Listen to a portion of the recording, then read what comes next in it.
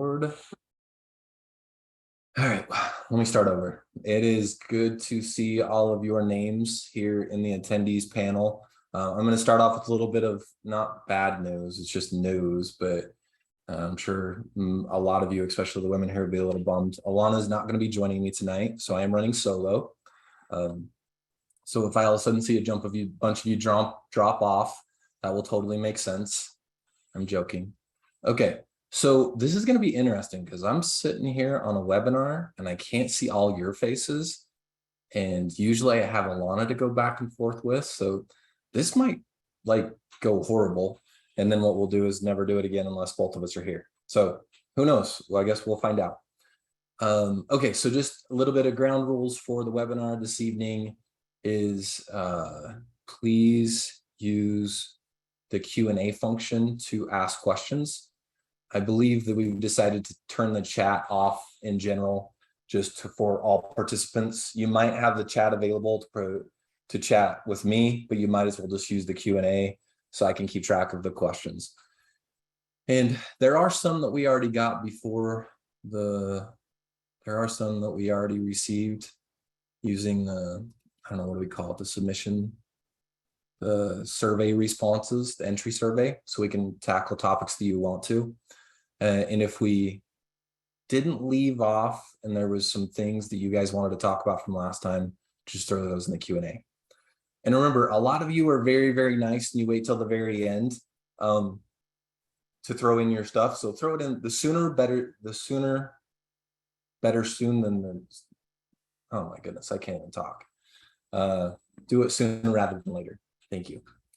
Okay, so let us get started. It is being recorded.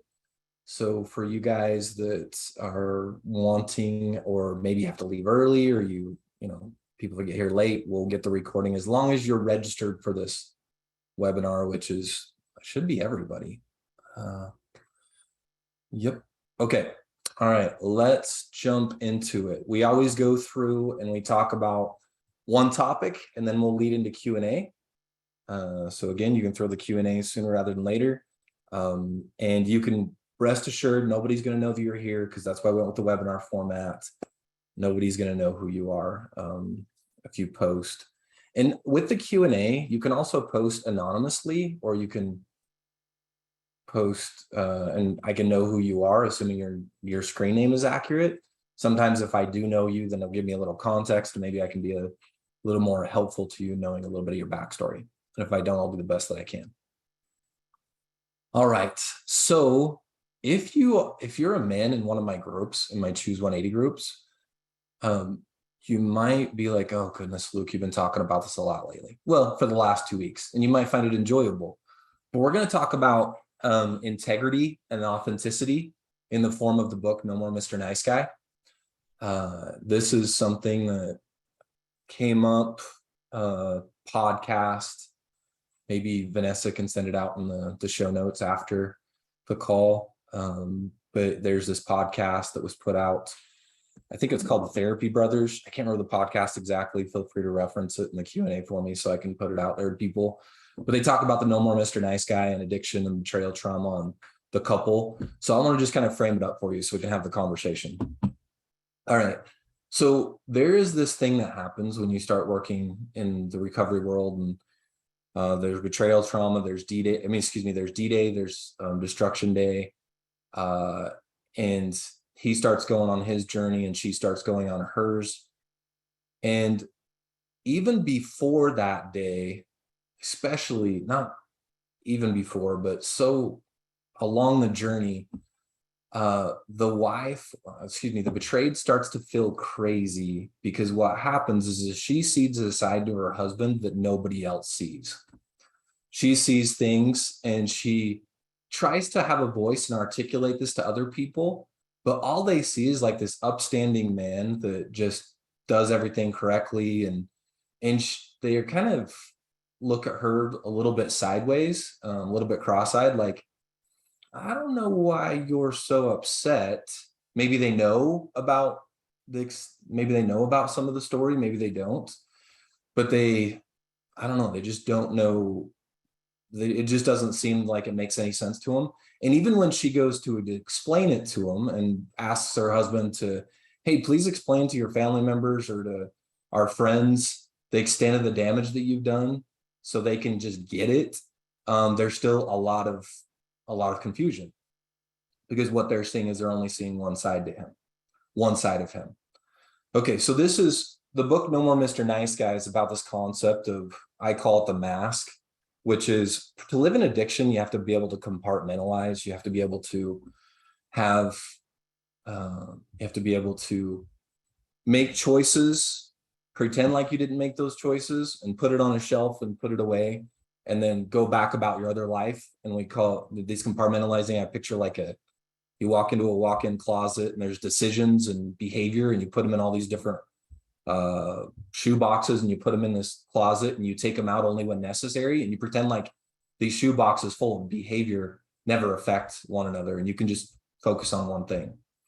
Well, the problem is often your spouse can see what's inside all these shoe boxes, but nobody else really can. And all the compartmentalizing that's being done by the addict isn't as clean as he thinks it might be. So she just has a front row seat to the craziness, and he doesn't see it because he's farther in the weeds, and he's so busy putting it on this face that he's oblivious to it. So she's the only person that's really aware of it. What'll happen is the reason why he does this is because he's what the podcast calls a validation junkie. So he goes throughout his life, and this can stem from family of origin, family he grew up in, where validation means everything. He's only as good as his last compliment, or he's as bad as the last criticism that somebody gave him. So he lives his life off of validation. If he gets that, if people at church, if his boss, if anybody goes, you are awesome. You are a good guy. You are whatever you are. That's how he sees himself. Then is enough. And that's why he seeks so much to really get that in any way that he can. And that is by only showing parts and pieces of whatever needs to be seen.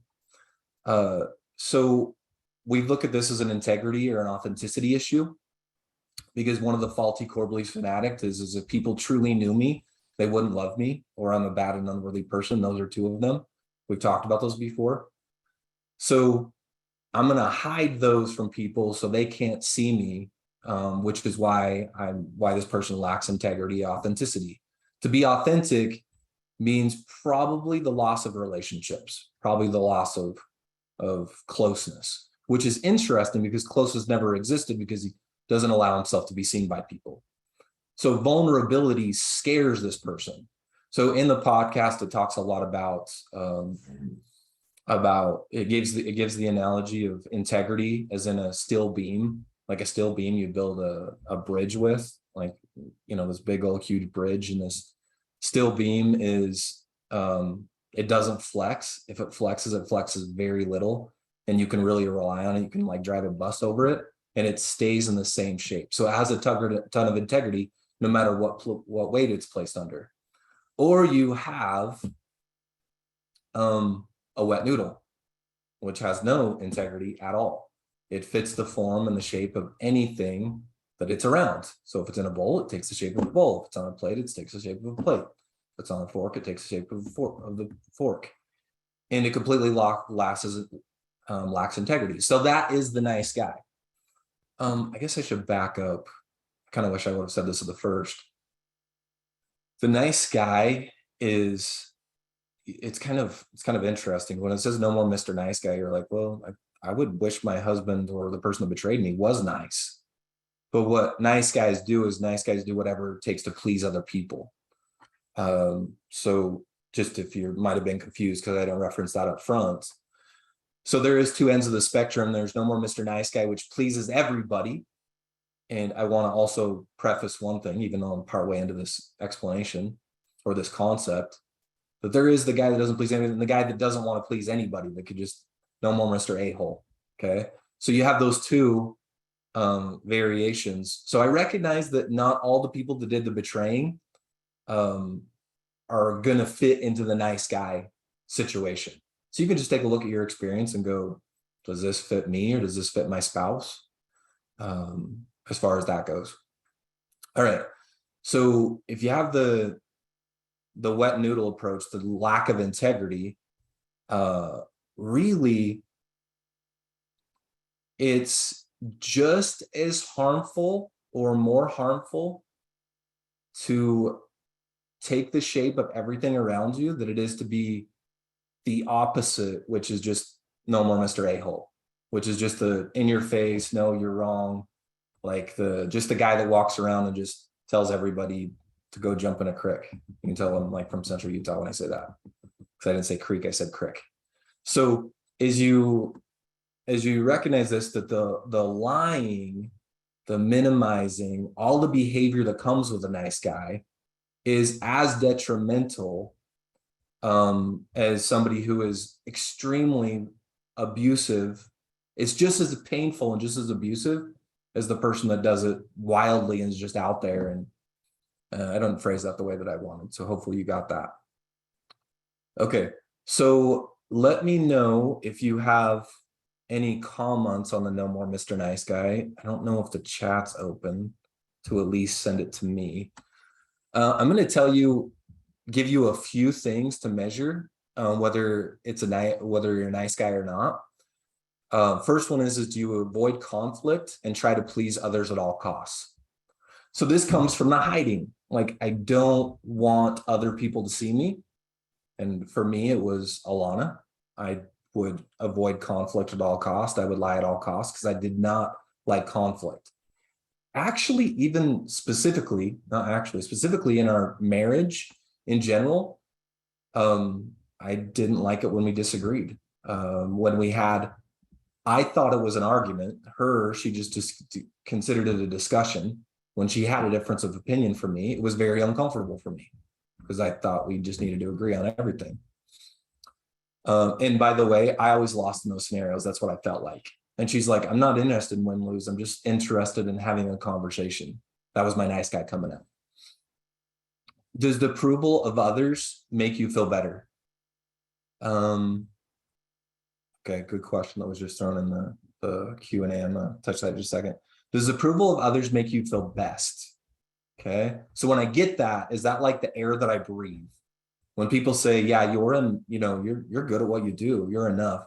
Does that hold you from moment to moment? Is that what makes you be able to go on? Okay, so the thing that just came up, thanks for asking this, is can you be both Mr. Nice Guy and Mr. A-hole inside your home? Yeah, totally. It just depends on what things we're talking about.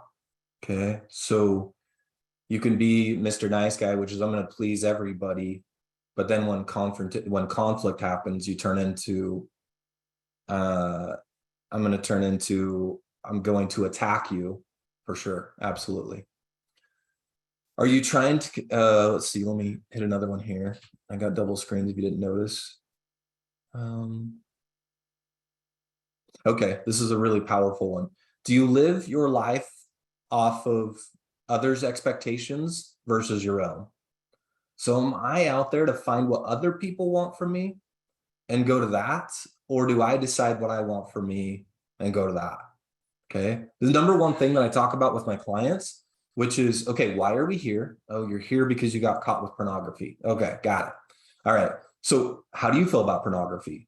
And it's so hard to get a straight answer because all that they're going to go back to for the first long while of the session is what other people tell them they should feel about pornography.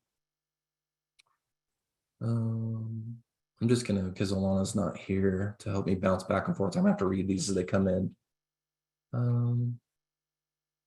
This one says how to be Christ-like and not Mr. Nice Guy.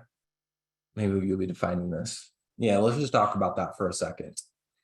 So I think about it, for those who are religious, for those who are Christians, to be like Christ, no more Mr. Nice Guy as far as lack of integrity, authenticity, doing things for others. Not at all.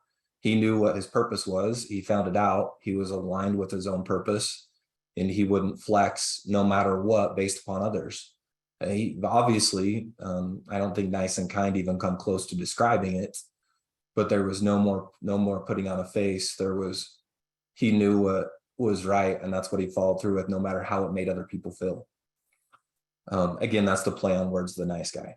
Okay, cool. So we do have the chat open. Why don't we do this, everybody? If you wouldn't mind using the chat for the follow-up questions, and you can just send them to hosts and panelists, and then use the Q&A for so if we're talking about No More Mr. Nice Guy and you have a clarifying question, use the chat. But if you have a new question, use the Q&A. I would appreciate that a lot. And then feel free, if you posted that, if I don't feel like I answered your question, just say, wait, hold on, that didn't quite get answered. Can you go back to this part? So it's just an integrity thing. I don't mean to simplify the question, which is how to be Christ-like and not Mr. Nice Guy. Maybe you'll be defining this. That's it, is I do things based upon what I am, and I'm very open with what I believe, and I don't flex because it's going to make other people feel differently. But I'm also not going to No More Mr. A-hole, which is, well, screw you. I don't care about what you think. Christ could absolutely hold space for somebody else. Okay. He could absolutely sit with somebody else in their space and their pain and whatever they were going through. And that never shook him. That never bothered him. Okay. Let's see. If you put the chat in there, having a daily check-in, if you could throw that in the Q&A, that would be much appreciated, so I don't lose that one. How do you tell the difference between trying to be nice at all costs and sacrificing your personal wishes to serve others? Okay, this one might be triggering. Okay, and I just need you to ask a lot of follow-up questions as I walk through this. The reason why we separate in the very beginning, hold on, I got a visitor. Oh, good. Okay, so the reason why we have separation to begin with, and there's two, okay, so you have D-Day. If you look at Alana's roadmap to recovery, it's really, really good. It shows the evolution or the timeline of healing for the individuals and the couples. And in that, the reason why after D-Day they separate and work on their own individual healing is because there has to be, I'll just speak for the person that did the betraying, the person that struggles with their behavior. They have to find emotional stamina and emotional strength and emotional resilience, along with sobriety. Okay. So that sacrificing have often been done to look a certain way rather than doing it out of authenticity and integrity. Because their cup wasn't full, they were using that to keep themselves full, and it didn't really work. Okay. So a person needs to know to sacrifice when their cup is full. So being nice at all costs and sacrificing for others might not be the right thing to do if that person's cup isn't full because they're not taking care of themselves in their own way. And by the way, this is totally not fair because we see after D-Day that there's a separation, and there's her working on her fight, flight, freeze and her triggers, and him working on his sobriety and his emotional resilience and his shame. And she's over there by herself, hurting and wounded and everything, and he can't be there for her. He's not in a space to be there for her because he's got to go figure himself out. Okay. I don't know if that tackled that one. This is a lot harder, y'all, without Alana. She's kind of amazing. All right. So let me make sure there's no others. Can you give an example of emotional resilience? Sure. Emotional resilience is when I have emotions hit me, anger, fatigue, sadness, shame, whatever it might be, it's going to show up in my body and it's going to be intense. Okay.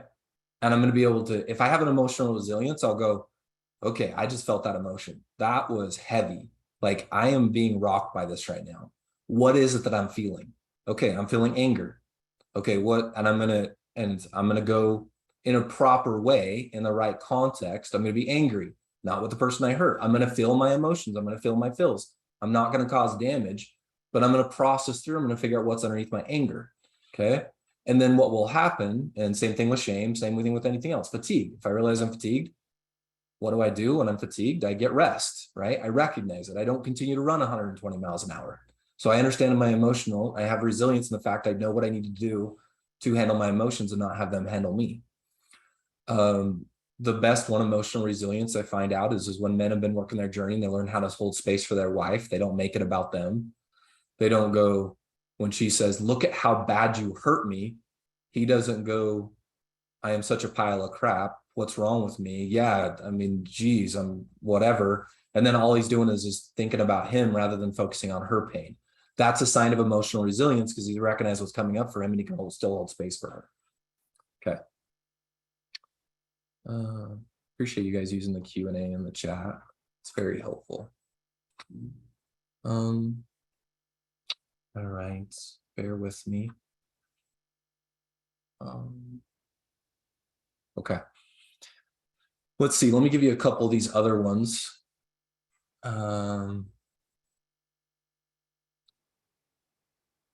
Okay, the idea of having someone dislike you or strongly disagree with you terrifies you. Oh, goodness. You know, if somebody influential dislikes me or anybody, I don't know what to do with those emotions. I don't like it. I need them to like me, or I just need to push them away and I just need to treat them like the enemy. I just can't hold space for somebody not liking me or agreeing with me. And it's interesting because there's audiobook. There's no hard copy, but Fierce Intimacy by Terry Real. Absolutely love that book. Please keep it in context if you read it, because he's not writing it from somebody that betrayed somebody, but he talks about the fact that there are two truths, there's two perspectives, and it's about aligning truths. It's about hearing the other person's truth. So it's about a person going, the person who did the betraying, saying, okay, what are you hearing or what are you feeling? What's happening with you? And being able to hear it and restate it back. And that doesn't necessarily mean that's your truth. It's that means you can really get in and seek to understand what's going on with them. And then aligning with their truth of going, yeah, I get it. And then way down the road, you get a chance to have your spouse show up and see your truth, and it doesn't have to be their truth about the way they see things. I had one recently come up, which was what they considered, what was it? I actually just lost it. Never mind, I won't go there. Let's see what other ones are on here, which are worth noting. You struggle to say no to anybody. You're a giver. Helping other people makes you feel better and happier, because that's just the way you're getting back, even if it costs you and loved ones very much. You feel powerless and helpless because you're living your life according to the values and standards of others. So your whole life, you just said, okay, I am just going to live my life according to what others think and feel. I don't really know what I think and feel. And it becomes absolutely daunting because you don't really know who you are. Let's see if there's any others. There's a lot of them. I'm not going to take the time to go through all these. I just want to highlight some that are more powerful.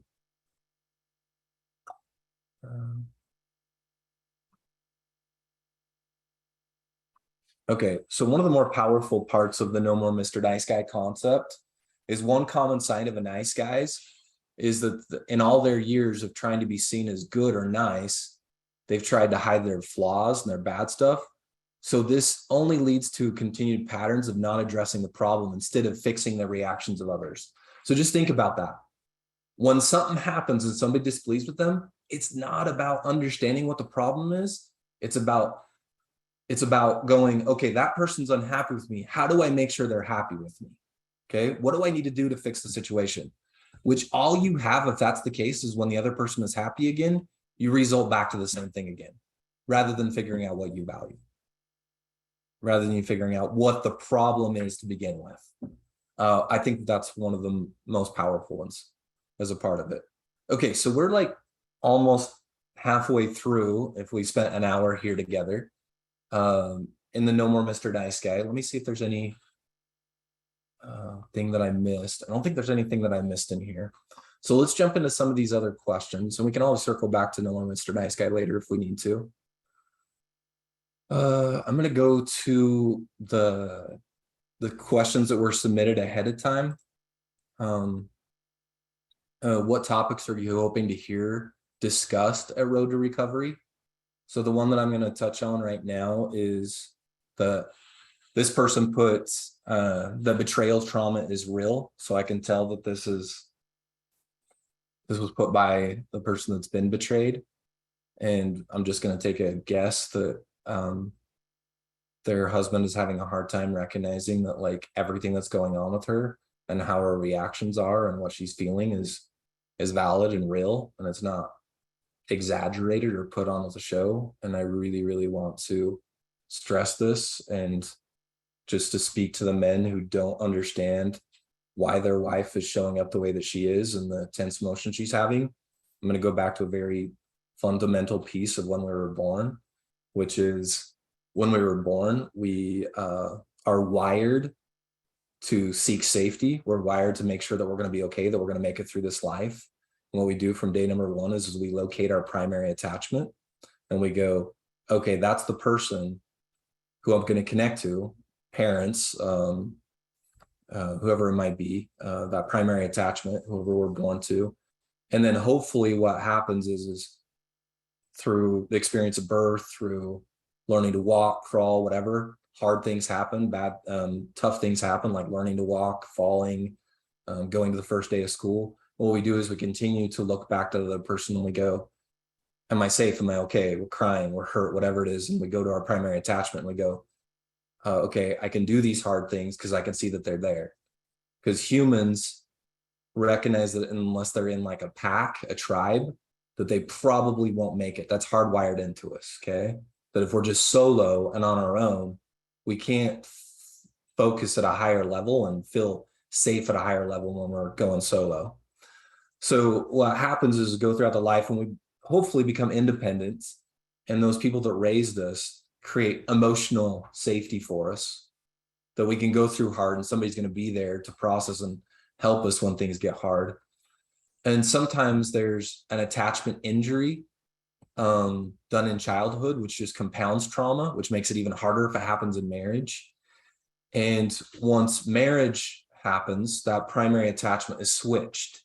And then often what a person does, especially in certain cultures, spiritual cultures, is that you're taught to give everything and commit everything from whatever you had before, even if you didn't have anything, to this person. That you can always rely on this person. This person will always be there for you. And psychologically, you go, okay, I got somebody. I'm going to be safe. I'm going to be okay. I can rely on this person. Okay.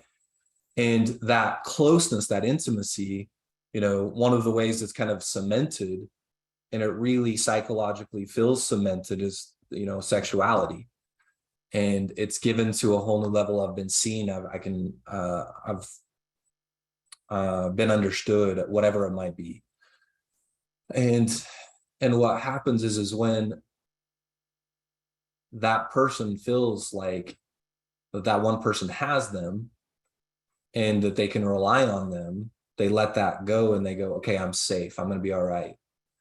And then what happens is that can blow up. And that can blow up by all of a sudden realizing there's been lies, there's been deceit, there's been lack of authenticity. What somebody's been saying this whole time isn't even close to true.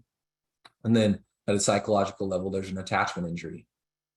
And it's just like any type of PTSD, and the fact that now, just like you had, like you were being shot at if you were in war and you were in danger and you wondered if you were going to stay alive, a similar experience can happen. Betrayal trauma happens. Your ability to make it was threatened, and everything was ripped out from underneath you, and you don't know how to. You have to learn to relive your life anymore of how to trust, because the most basic sacred trust was ripped out from that person. And maybe, I never tried this analogy, but I'm going to go for it. If you've ever been fired from a job, or you've ever been let go from a job, and maybe you know somebody that was, and maybe you didn't see it coming, or if you didn't, and it was like outside of your control, or maybe it wasn't, but let's say it was outside of your control, it will permanently, it can permanently affect you through a lot of other future jobs, because we consider earning money and that livelihood of being able to take care of ourselves physically from earning that income, it was threatened, and that's part of that safety that we feel. It doesn't really matter to a certain extent for a long period of time whether our next boss is like completely perfect, and whether even if we're completely safe. We are still watching for, or hyper vigilant, we're hyper focused on whether we're safe, and that our next job is going to turn out that way. If our next job is just going to revert back to what we just experienced, and it's hard to settle down. It's hard to even enjoy the current experience. And it's traumatizing. Okay. So the question is the betrayal trauma is real. Yeah, it's absolutely real. And people are going to respond to it all certain ways. And remember, compounded trauma is the toughest part.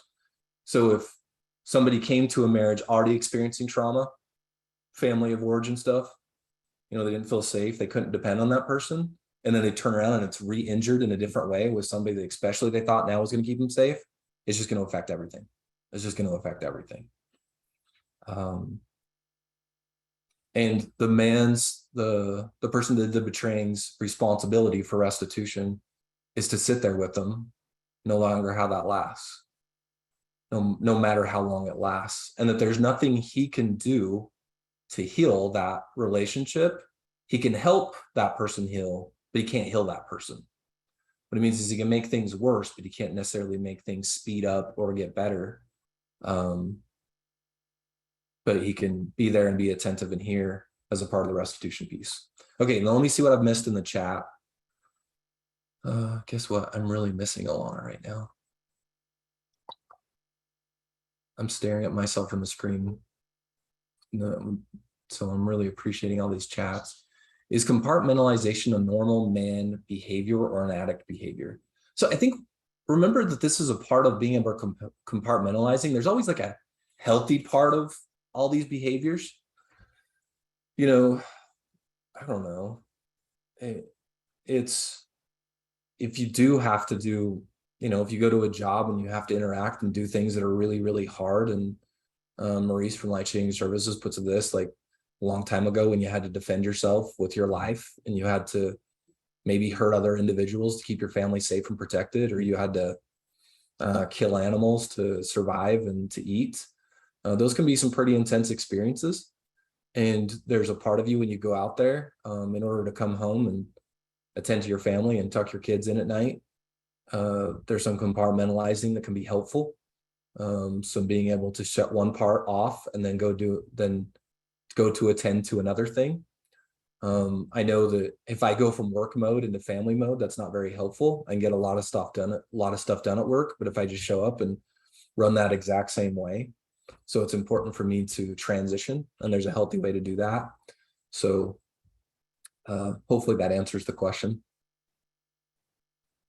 How and when can one know it is authentic, and how do you know when you are? I'm going to read that again. How and when can one know it is authentic, and how do you know when you are? So I think that's written from just me looking at myself and going, am I actually being authentic right now? Do I know if I'm authentic? So let me speak to me first, and my wife wondering if I'm authentic.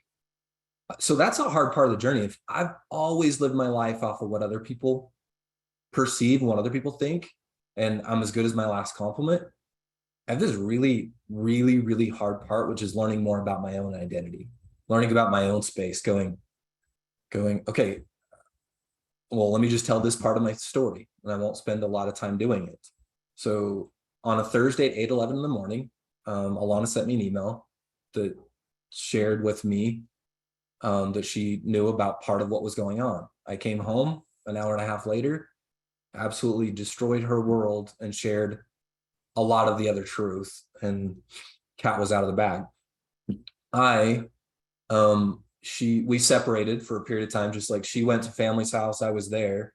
And I remember the next morning, after she left the house, I remember waking up, and it was just a jarring feeling waking up, realizing that my life had just shifted and changed. And I remember walking into the bathroom, and I remember looking at the mirror, and I just was thinking to myself, I can't remember exactly how I got to the mirror, what I was thinking before this, but I remember looking in the mirror, and all the time in my life, I'd been disgusted to see myself in the mirror because I knew there was duplicity going on. I remember looking at myself in the mirror and repeating to myself, and it felt really weird. I felt like I was chanting it, but it was a desire in a question that I really want to have answered. And I kept looking at myself, and I asked the question, who are you? Who are you? Who are you? Who are you? And I just did that because I'm like, I don't know. Like, if I don't want this life, who am I? What am I even trying to accomplish? So it took, I would say, years, sorry that might be a long number, to learn about me and to learn my identity and my authenticity.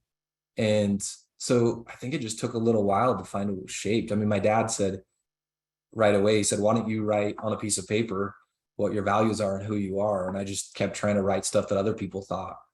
So now I'll just speak to today, 8+ years later, being authentic is that part that just feels really good to know how I feel about things and be able to hold space for others who don't feel the same way. And I like to see other people in their authentic selves too. It feels really rewarding. And I believe Alana can see it when I'm authentic, because I show up with more peace in my life. I show up with more confidence. I show up with those types of things because I'm just not busy worried about pleasing other people, but I can still remain kind. So anyway, hopefully that helped. What if part of your thinking and beliefs is part of enmeshment? Oh, for sure. For those of you who don't know what enmeshment is, let me just read the question again. What if part of your thinking and beliefs is a part of enmeshment? So I think about enmeshment and the fact of I was raised in an environment and a family. Love my family. They are amazing. But one of the things in our family that sucked is that we were taught to all believe the same. I'll compare sports. This wasn't ours, but if you're a Cowboys fan, everybody in the family is a Cowboys fan. And if you're a 49ers fan or a Seahawks fan, that is not okay because you all think and believe the same way. Another one is everybody comes home for Christmas. You're not coming home for Christmas? What? Everybody shows up to family happy. If you're not happy, that's not okay because we got to show up happy. You can't be authentic and real in that moment because we don't want to bring other people down. So if those were things that I was taught, I have to unwire that stuff, and I have to learn what I believe and be authentic in that spot of, I can show up with my family and be a 49ers fan and be comfortable in my own skin. I could say, hey, I'm not coming home for Christmas this year, and it doesn't absolutely rock my world, and everybody else in the family might have troubles with it. But I can still remain kind. All right, just hitting some follow alongs here. We're having a lot of stuff come in. Let's see. I had a comment, was chasing the demon to the bottom of its pit. Not quite sure what that was about, but I'm sure it applied whatever I was talking about in that moment. Thank you for the comment.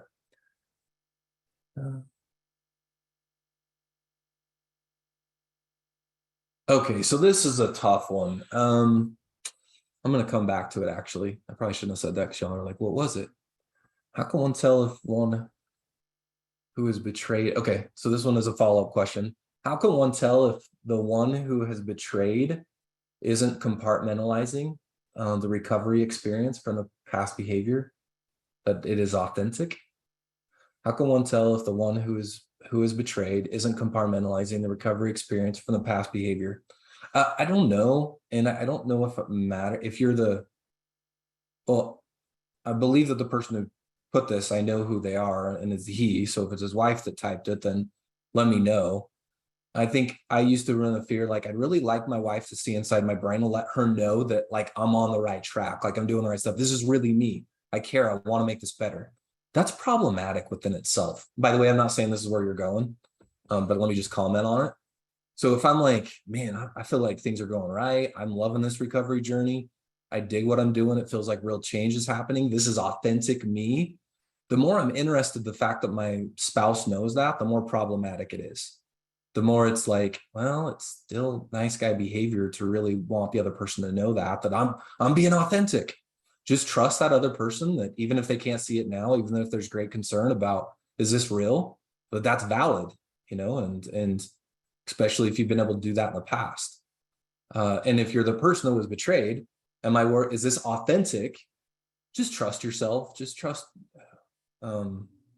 Alana's so good with her intuition, and she voices her stuff. So good with her intuition, and she trusts herself. Sorry, I got a little off track.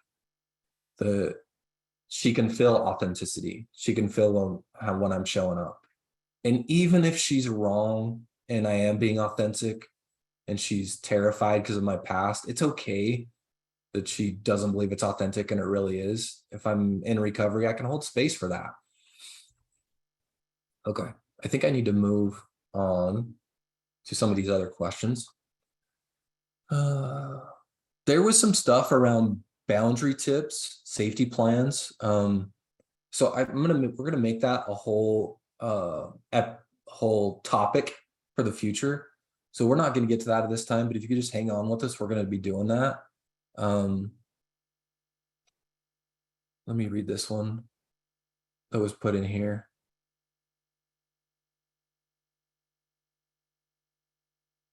Okay. All right. So having a daily check-in feels like too much right now. Okay, I'm going on to some other questions, some other topics. Having a daily check-in feels like too much right now. Is there a way to do a weekly one and still have my husband cover his dailies? Okay, so I'm going to make an assumption. Can you please just chat me up with this one if I'm not getting this one right? I'm having a feeling, or I'm sensing, that you're doing check-ins right now because he would like them, but you're just not in a space for it. Even weekly, from the way you put the message, I'm wondering if you're doing it just to help him in his dailies because he feels like check-ins are part of the process. And could you comment on, I don't know how quickly you can use your chat function. I picture you like scrambling your computer. Okay, so I'll just assume that was the case. If check-ins are good for you right now and not necessarily they're enjoyable, heavens, and they feel like that they're having a good effect, then yeah, do them, and do them at the frequency that makes sense. But please don't do them if they just leave you depleted or just in more trauma than when you got there. Okay, let me finish this and then thanks for the clarification. Don't do them just to help him in his recovery.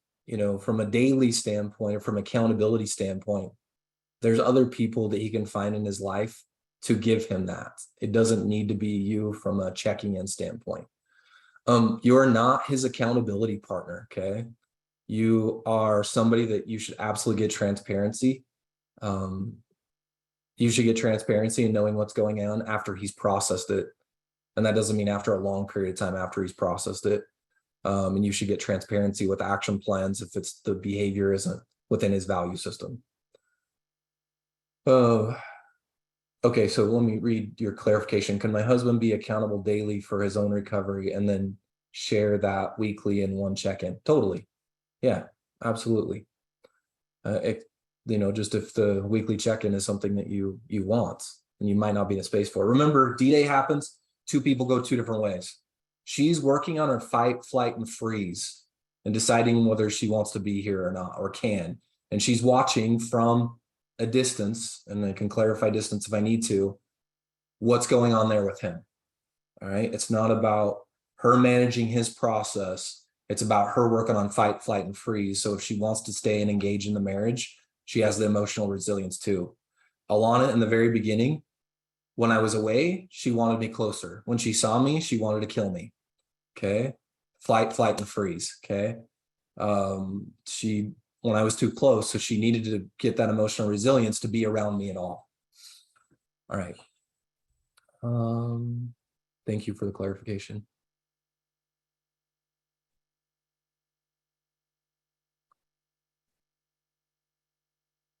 Thanks for your patience while I read through some of these.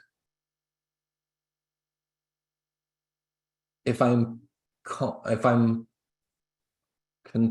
making my if I'm constantly making my partner feel unsafe, how much space is enough for them?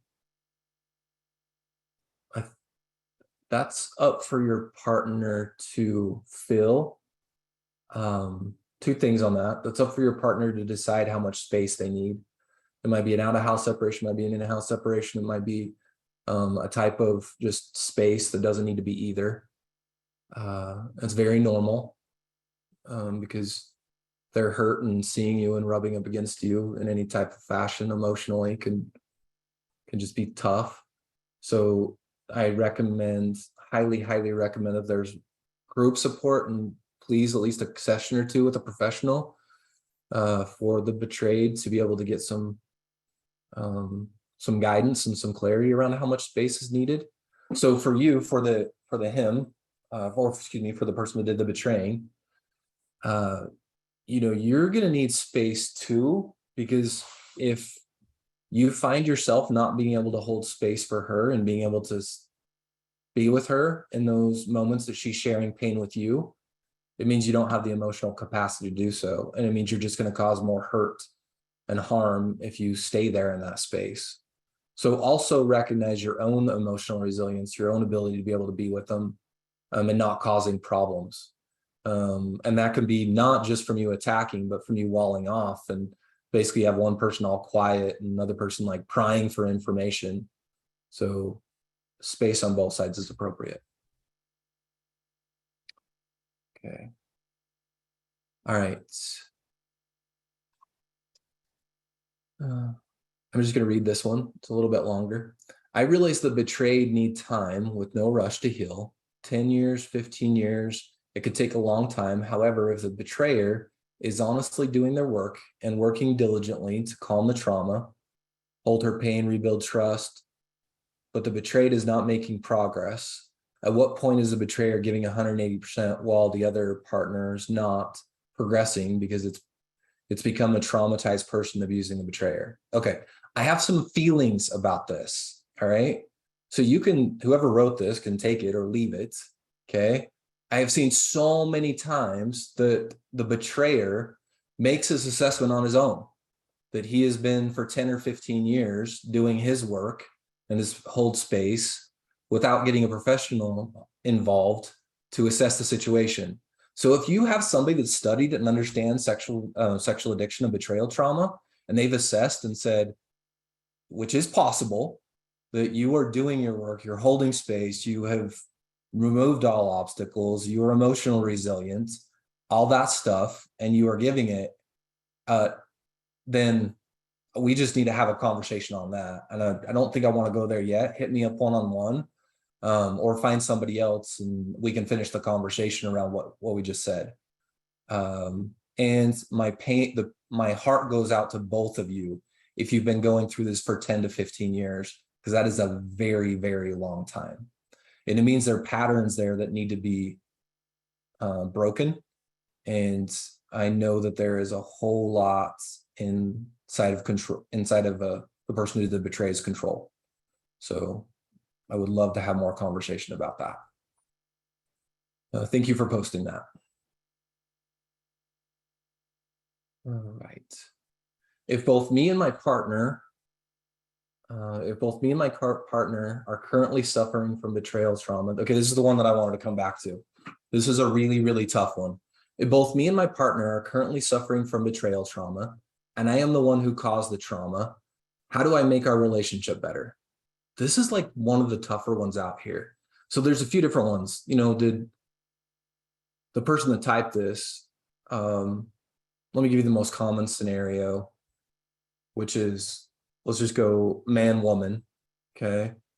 What I run across the most is that he betrayed her, and then somewhere along the line, he feels betrayed in some fashion, which is complex, okay?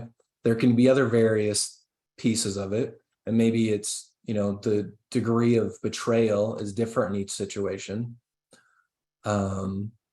So I can't really comment a lot on it other than, please, I hope you are getting one-on-one support and you're able to navigate that, because it is tricky. And the concept is recognizing what's inside of your control and what's outside of your control, and how much you want to fight for the relationship. So I'm going to keep saying it for that one too. Please hit us up separately so we can have a deeper conversation on that, because I don't think I'm going to be able to be useful for this in this format on that. Let's see.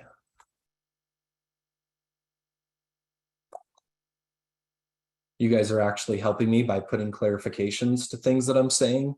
Like this one said it was his wife, and now I can't remember what part that was to. So appreciate your being able to help me, but I can't multitask very well. Okay, so there was a clarification, I think, to what I was just talking about. So it was after D-Day, as the porn addict of 3 years of sobriety before I accidentally, through therapy, ran into my own massive betrayal trauma and attached wounds that had never been considered. That's when my healing has truly started.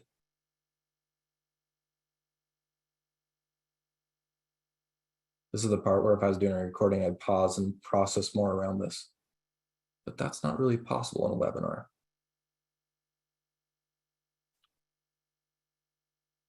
By the way, we are going to end at the hour, so we won't go an hour and a half since my partner in crime isn't here with me. It was after D-Day.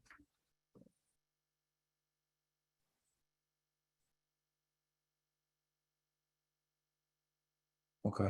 Yeah, we'll just have to take that one offline. Thank you for the clarification. And please feel free to connect with me afterwards, or Alana. Follow up. What if the beliefs are attacking or putting my wife as part of the enmeshment? Can this brain be rewired? Yeah, absolutely. Just your past is coming up in your present. So a wife turns into the enemy because of what you dealt with in the past. You can go back and treat that trauma. And you have to just be really, really boundaried with the type of conversations you have, and learn your own limits to when you have to disconnect from the conversation, because your own trauma is coming up, and being able to separate it and going, okay, this isn't about her. I recognize something's coming up with me. And one of the best things that you can do is have a voice when that comes up. So when that trigger hits, you can be able to say, hey, I'm having strong feelings right now, and I'm recognizing that I can't be useful in this conversation, and that's on me. That isn't on you. I need to disconnect from the conversations so I don't do damage, and I will be back by tomorrow night if you are ready to to continue the conversation. So detaching without throwing a hand grenade at the person to go deal with past trauma, past enmeshments, instead of attacking your wife because you're seeing somebody from your past showing up. Absolutely can be rewired, but you just have to be really careful to not cause re-injure the person in that scenario. Okay. All right. You know what? I think we made it through everything in here. So I think you can go ahead and throw in anything that you're like hanging off with, because you're really super kind, because we have a couple more minutes. You've been waiting for everybody else to go.